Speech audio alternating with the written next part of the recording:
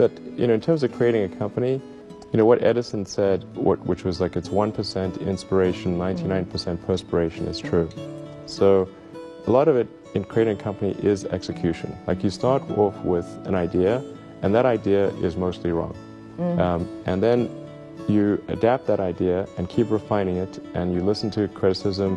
Some criticism you discard, try to discard the wrong criticism, try to listen to the correct criticism, and then engage in sort of recursive self-improvement and constantly refining it and making it better. And you have to work super hard, and that's very important. And then just keep iterating on a loop which says, am I doing something useful for other people? Because that's what a company is supposed to do. A company is just a group of people gathered together to produce a product or service. And a company should only exist if that product or service is truly useful to customers. You have to make it compelling. So, yes, exactly. And this is really at the key of Tesla. It is a car that you will covet, that you want to drive. That happens to be very good for the environment. Yeah, exactly. And I think this is sort of general advice I'd give to people starting companies, to entrepreneurs in general, is really focus on making a product that your customers love. And it's so rare that you can buy a product and you love the product when you bought it. There are very few things that fit into that category. And if you can come up with something like that, your business will be successful for sure. But it is generally true that innovation comes from questioning the way things have been done before. And if in the education system you're taught not to do that, that will inhibit entrepreneurship. There's colonies elsewhere in the solar system and ultimately extend beyond our solar system. And so there's the defensive reason of protecting the future of humanity, ensuring that the light of consciousness is not extinguished should some calamity befall Earth. That's the defensive reason. But personally, I find what gets me more excited is the fact that this would be an incredible adventure. Maybe like the greatest adventure ever. And it would be exciting and inspiring. And there need to be things that excite and inspire people. You have to be, reasons why you get up in the morning. It can't just be solving problems. It's got to be, something great's going to happen in the future. People want to be more like you. Really? So, and for the fate of humankind, I think it would be great to have more Elon Musks. What do we need to do to become more like Elon? I don't know if I think it maybe sounds better than it is. There's a friend of mine who's got a great saying about creating a company. Trying to build a company and have it succeed is like eating glass and staring into the abyss. Well, so, what tends to happen is it's sort of quite exciting for the first several months of starting a company. And then reality sets in, things don't go as well as planned, customers aren't signing up, the technology or the product isn't working as well as you thought. And then that can sometimes be compounded by a recession, and it can be very, very painful for several years. Frankly, starting a company, I would advise people to have a high pain tolerance. Do you fear that maybe in this generation or the younger generation that they don't have that perseverance and grit to take on these really tough challenges? I think some people do, and but no, I think it is definitely true that, maybe there are occasionally companies that get created where there's not an extended period of extreme pain, but I'm not aware of very many of such instances. So, but I do think that new great entrepreneurs are born every day, and we'll continue to see amazing companies get built.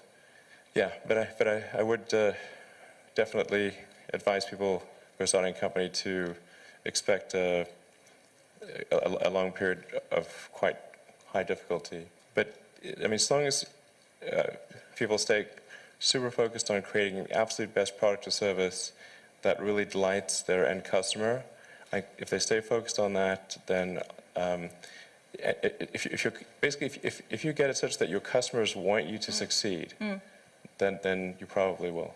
All right, you have to focus on the customer and delivering for them. Make sure if your customers love you, your odds of success are dramatically higher. So I noticed I picked up two kind of themes from what you were discussing. One was somewhat audacious goals. And the other was, I don't think I heard you use the word profit in anything that you spoke about. You seem to be, each thing is pointed at like reinvigorating an industry or bringing back space missions. How much of your success do you attribute to having really audacious goals, or versus just not being focused on the short term, money coming in or investors? Unfortunately, one does have to be focused on the short term and money coming in when creating a company, because otherwise the company will die. So I think that a lot of times people think like creating a company is going to be fun. I would say it's not. It's really not that fun. I mean, there are periods of fun, and there are periods of where it's just awful. And particularly if you're the CEO of the company, you actually have a distillation of all the worst problems in the company. There's no point in spending your time on things that are going right. So you only spend your time on things that are going wrong.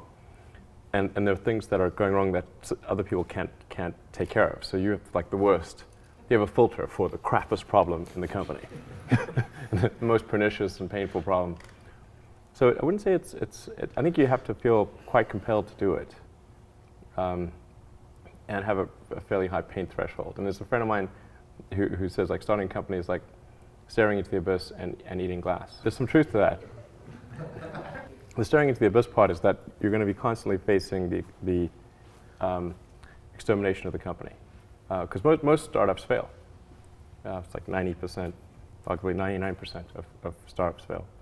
So, that's the staring into the abyss part. You're constantly saying, okay, if I don't get this right, the company will die. And then the eating glass part is you've got to do the problems. You've got to work on the problems that the company needs you to work on, not the problems you want to work on. And so that's you end up working on problems that you'd really wish you weren't working on. And so that's the eating glass part. And that goes on for a long time. So how do you keep your focus on the big picture when you're constantly faced with, we could be out of business in a month? Well, it's just a very small percentage of mental energy is on the big picture. Like you know where you're generally heading for, and the actual path is going to be some sort of zigzaggy thing in that direction. And try not to deviate too far from the path that you want to be on, but you're going to have to do that to some degree. But I don't want to diminish the. I mean, I think the profit motive is a good one if the rules of an industry are properly set up. So there's nothing fundamentally wrong with profit. In fact, profit just means that people are paying you more for whatever you're doing than you're spending to create it. That's a good thing. and if that's not the case, then you'll be out of business, and rightfully so. Because you're not adding enough value. Now, there are cases, of course, where people will do bad things in order to achieve profit, but that's actually quite unusual. I mean, because usually the rules are set up mostly correctly, like not completely, but mostly correctly. How do you spend your days now? Like, what do you allocate most of your time to? My time is mostly split between SpaceX and Tesla, and of course I try to spend a part of every week at OpenAI.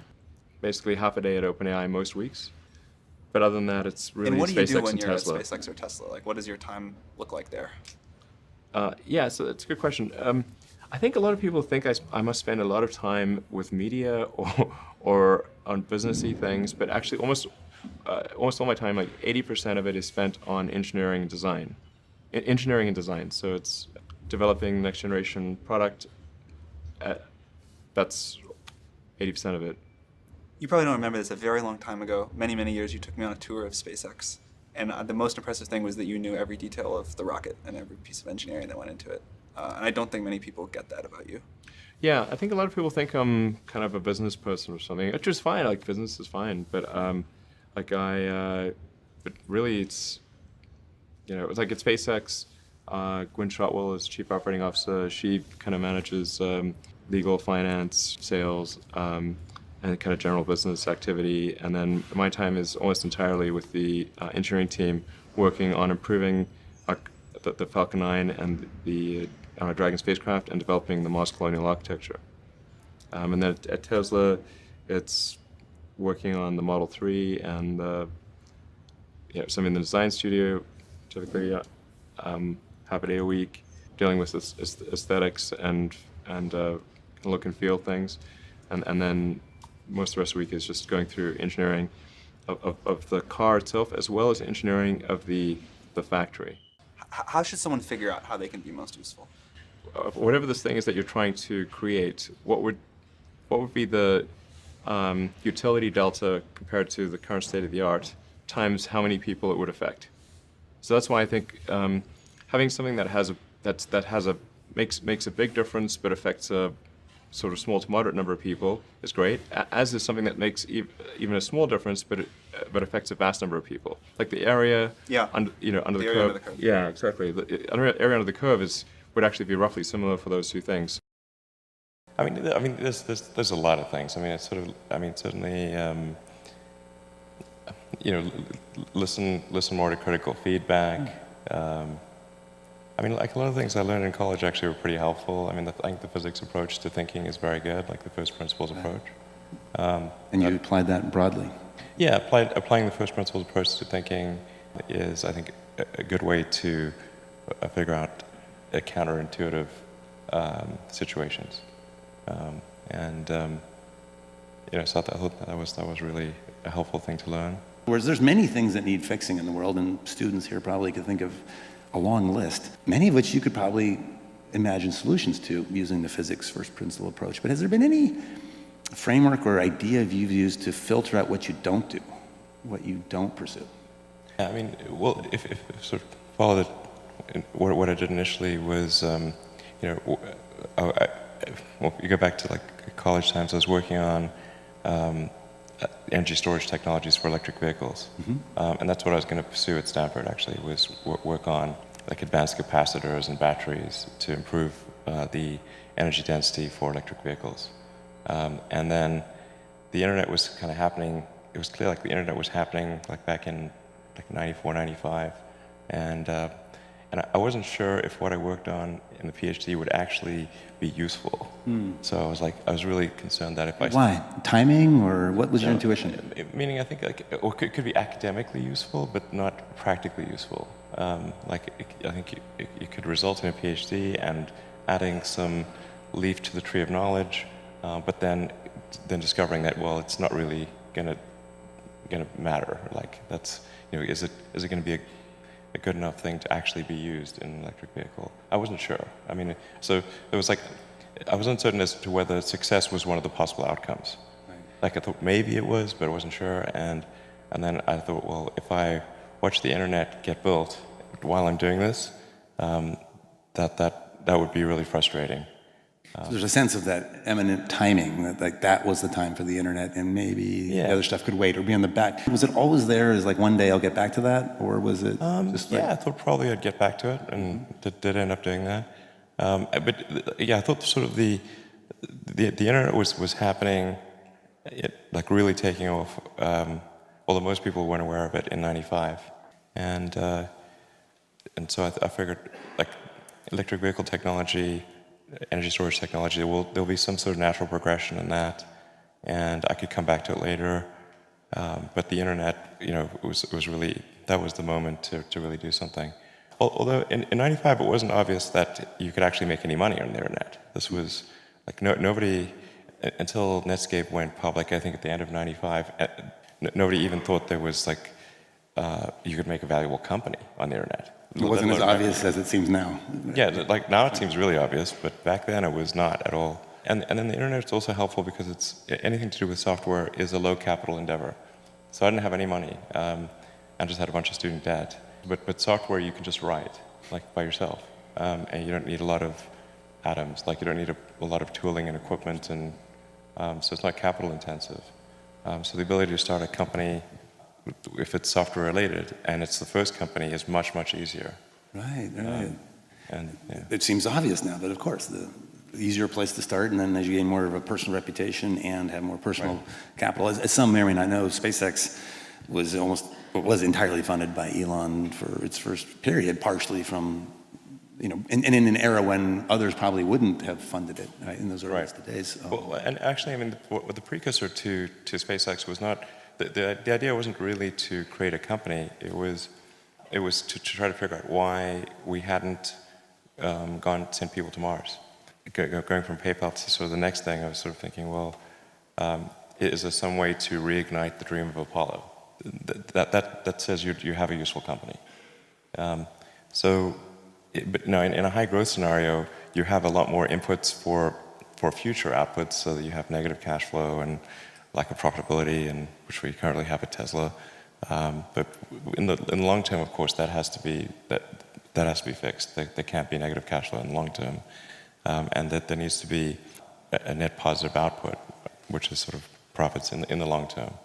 But in the short term, when there's high growth, it isn't the most sensible thing. When you have this thing that every employee and customer knows is the purpose of the company, how do you see that flowing through to benefits for the company? I think having a purpose certainly is going to attract the very best talent in the world, because if there's something that's intrinsically enjoyable and the financial rewards are good, but then also it's something that's going to genuinely change the world, then I think that's a pretty powerful motivator. But I don't think like everything needs to change the world, I mean, honestly, like there's lots of like useful things that people do, and I mean, I think really it should be like a usefulness optimization. Like just say like, is what I'm doing as useful as it could be? You're talking about the goal of an organization or a goal career? in general, yeah, and just even if something isn't changing the world, if it's making people's lives better, I think that's great, and. Even if something's like making only people's lives only slightly better, but it's a large number of people, then kind of like the area under the curve is quite good. So is that mathematical first principles of point utility and numbers? Exactly. The integral? Yeah. Okay. Like I mean, sort of like one could say is like some app really making people's lives better? If it's affecting a lot of people, even in a small way, then yeah, the sort of area is good. It's always really tricky to predict the future. I mean, some of it's pretty obvious, like computing power is going to be just crazy. And the big change is the cost of computing power. Not so much the sort of circuit density, sort of the Moore's law thing. But if you look at, say, what is the actual dollars per instruction, and that is. I mean that cost is dropping exponentially. I mean, if you think about it, like if you're making a computer, you're rearranging silicon and copper, so on a little chip, and once the capital cost of the development and the chip plant is paid for, the marginal cost of a chip is very, very tiny. So I think we'll see massively parallel computers. And computing power and storage being, as much as you want. And it's interesting. I too start with that. Like if I don't know what else to predict, but as a foundational thing, this seems like the safest starting, premise. But then, what does that ripple through to in fields like genetics and AI, which you mentioned, autonomous driving, space-related topics? I mean, just ubiquitous computing everywhere. I think AI is going to be incredibly sophisticated in 20 years.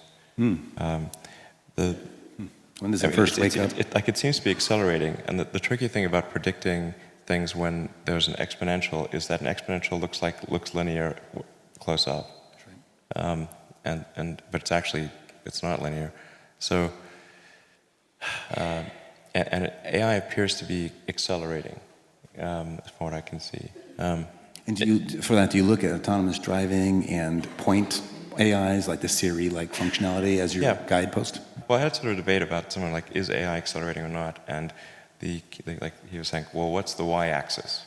If it's accelerating, you get t on the x-axis, but what's the y-axis? And I said, well, I thought about that, and I think you could have a recursive y-axis, so that if at any point in time your predictions for AI are coming sooner or later, that actually would help define whether it's accelerating or not. Whatever that axis was. So you mentioned look at the net change. It's sort of a recursive axis. Like, so if in any given year if you find your predictions are going further out or coming closer in, that actually, is one way to think of acceleration. Because otherwise, what's the qualitative or quantitative measure of AI?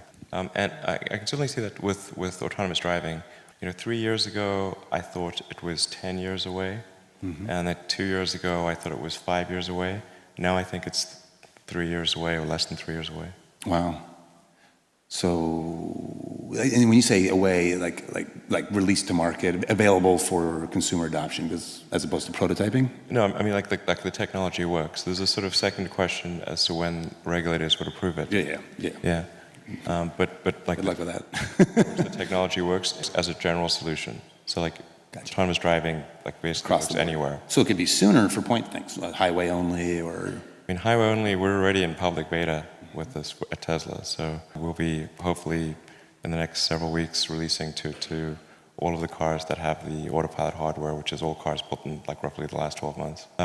So for sure, ubiquitous computing, AI that's beyond anything like the public appreciates today.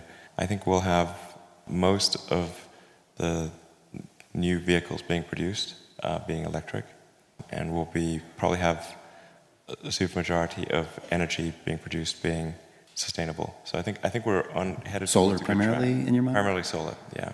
I think that those are sort of some good things. Like I think we'll be hopefully on a good path for sustainable energy. Sooner is always better, but I think by 2035, I think we'll be substantially like most of transport, most of new energy being produced will be sustainable. Broadband everywhere? Broadband everywhere, yeah. And hopefully a small base on Mars, or a small city on Mars in 20 years, yeah. I think City, did I hear? Well, okay, fine, town, village.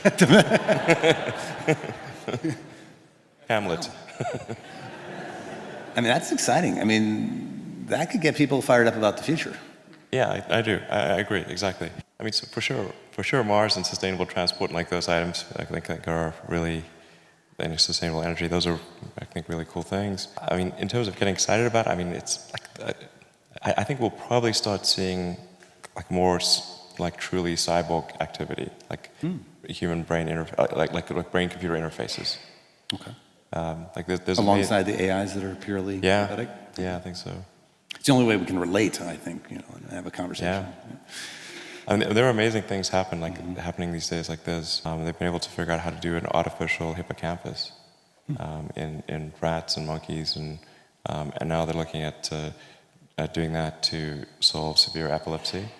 About half of severe epilepsy cases originate in the hippocampus, and by having sort of an artificially augmented hippocampus, they can actually solve, I believe, the severe epilepsy cases. Other board members asked, and maybe in a cheering up kind of method, with some quoting Bill Gates or somebody that said, if you haven't failed, then you're not learning, or it's a paraphrase of the quote. And I remember your reply, and I have it written as a quote because I want to put it on a placard. Given the options, I prefer to learn from success, which I think is a great comeback. And so I guess I was curious in general, what do you think of the Silicon Valley mantra, fail fast, fail often, or as Esther Dyson says, always make new mistakes, as if failure is the crucible of learning? I'm curious if you had any further thoughts on that, and that maybe off-the-cuff comment you made out there. Well, I mean, there are many that sort of, I mean, I think there's like some entropic basis for this. Like there are many more ways to fail than to succeed. So you have to explore, I mean, particularly like for a rocket, there's like 1,000 ways to think and fail, and like one way it can work. So you could have a lot of rocket failures to explore all the ways in which it could fail. But I do think that one great thing about Silicon Valley is failure is not a big stigma. So it's like if you try hard and it doesn't work out, that's okay. Like you can learn from that and do another company, and it's not a big deal. And I think that's really one of the great things about Silicon Valley. Interesting.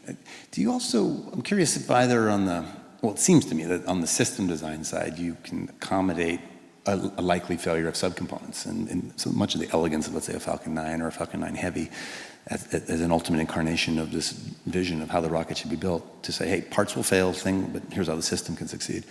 And I'm curious if there's any other thoughts along that, how to accommodate anticipated failure, and then also maybe like in managerially, is there ways that you motivate the team either in advance of failure to coach them on, hey, this is going to happen, or in the aftermath of failure to get them fired up to solve it and move forward when it might be dark times? And like, for example, notions like failure to launch, exploding on the pad, there's all these, it's a very visual, it's public spectacle when you have a setback in the rocket industry. And I'm curious how you manage around failure. I mean, I think it's like quite painful and difficult, honestly.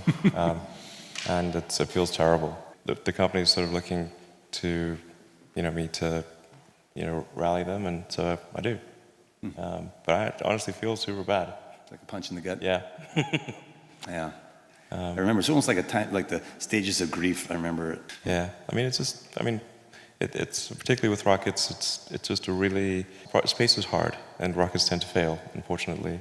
And even when you've got like a lot of really smart people working super hard to minimize the probability of failure, it's still there, and it's quite significant. And people have asked me like, well, why are rockets, especially hard? And the part of it is like everything has to work the first time. Like there's no, you can't do a recall, you can't patch it. It's like 9 minutes to orbit or it's over. And then you can never test the rocket completely in the environment that it's actually going to experience. So you can't fully recreate something that's moving super fast in a vacuum on the surface of Earth. Like you can only really recreate that in space. Is that a limit of the simulation tools? Pardon me? Is that a limit of the simulation tools today, or is that a fundamental? Yeah, absolutely. If there's any error between the simulation and reality, and there's always some amount of error, then that can result in a failure. It's a really, really tricky one. It's like, in a software analogy, it would be like if you had to write a whole bunch of software modules and you can never run them together, and you couldn't run them on the target computer. Like when you're testing them, you'd have to test them individually and not in the actual computer that they're going to run on. Gotcha. Then you put all the modules together, run it for the first time in a completely different or very different computer, and it has to run with no bugs. That is difficult. Yeah. The software analogies to rocket design are deep. The modular reuse. I mean, there's many of these. Like those who aren't familiar, it's not like this is an aerospace engineer by traditional training coming, but is in fact radically changing the industry. I think applying a CS perspective to industry after industry, and like how would a computer scientist or a physicist approach the problem, which oftentimes is a solution very unlike the industry incumbents. There's a certain elegance to it, at least from the outside. What do you look for in design? And related, if you'd like, what do you look for in art? Design might be more immediately relevant, but I mean, you want to make something beautiful. You want to trigger whatever fundamental aesthetic algorithms are like in your brain. You have, I think, some intrinsic elements that represent beauty, and that trigger the emotion of appreciation of beauty in your mind. And I think that these are actually relatively consistent among people. I mean, not completely. Some people not everyone likes the same thing, but there's a lot of commonality. But I think it is important to combine aesthetic design with functionality. Like if you say what was really hard about, say, the Model S or the Model X, was to combine aesthetics and utility. So to balance the two. You can make a car look very good by giving it sort of certain proportions, like making it sort of low and slim, and if you do that, the utility is significantly affected. So the big challenge with the Model S was trying to figure out how do we get 5 adults plus 2 kids, because we want to have sort of a 7-seater. The big challenge with the S was having a car that had a high utility and looked good, and the same with the X. So to make a sports car look good is relatively easy, but to make a sedan look good or an SUV look good is quite difficult. And I think another principle is you want to have it feel bigger on the inside than it looks on the outside, and that's also a really hard thing to do. And then really pay attention to the little details. the nuances of design and shape and form and function and the way it looks in different lights. And When something's off, the little thing, how do you experience that? it drives me bananas. Yeah. I mean, the problem is like if you can train yourself to pay attention to the tiny details. I think almost anyone can. Although this is a very much a double-edged sword because then you see all the little details, and then little things drive you crazy. But like most people they don't consciously see the small details, but they do subconsciously see them. Like you sort of your mind takes in a gestalt of the overall, an overall impression, and you know if something is appealing or not, even though you may not be able to point out exactly why. And it's a summation of these many small details. So most of us experience it as oh, I think that's ugly, or I think that's beautiful, or like, wow, that's elegant, but Yeah. you can't break it down. You mentioned something in passing, like you can train yourself in this, though? Yeah, you can train yourself, I think. You can make yourself pay attention to why. You're essentially bring the subconscious awareness into conscious awareness. God, I wish I could do that. How do you do that? Just pay really close attention. Almost like a meditation on the object, and trying to find the details, like, why do I not like this? Is that what?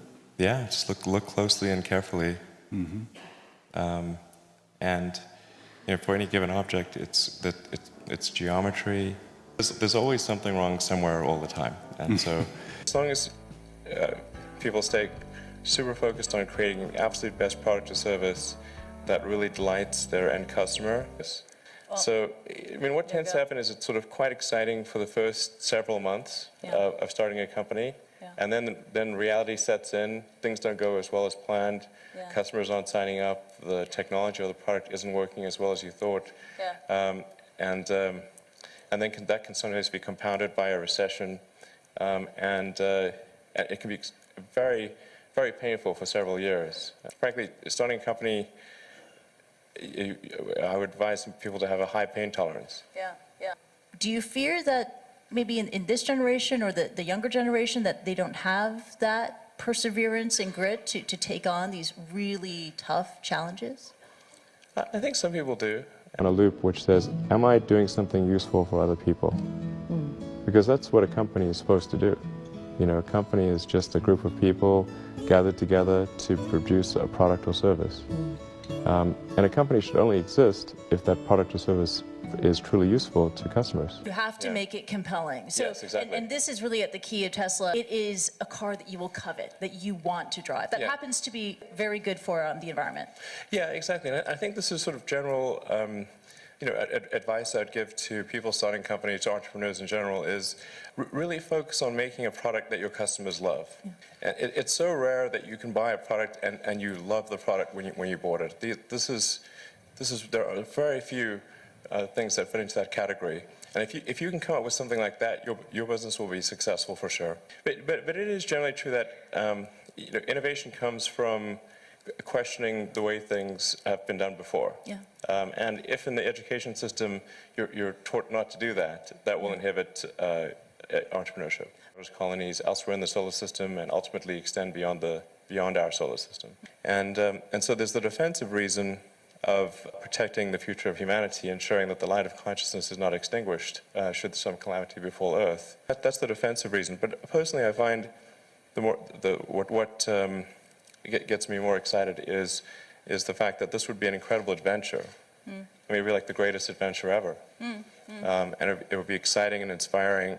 And there need to be things that excite and inspire people. There have to be, reasons why you get up in the morning. It can't just be solving problems. It's got to be, something great's going to happen in the future. People want to be more like you.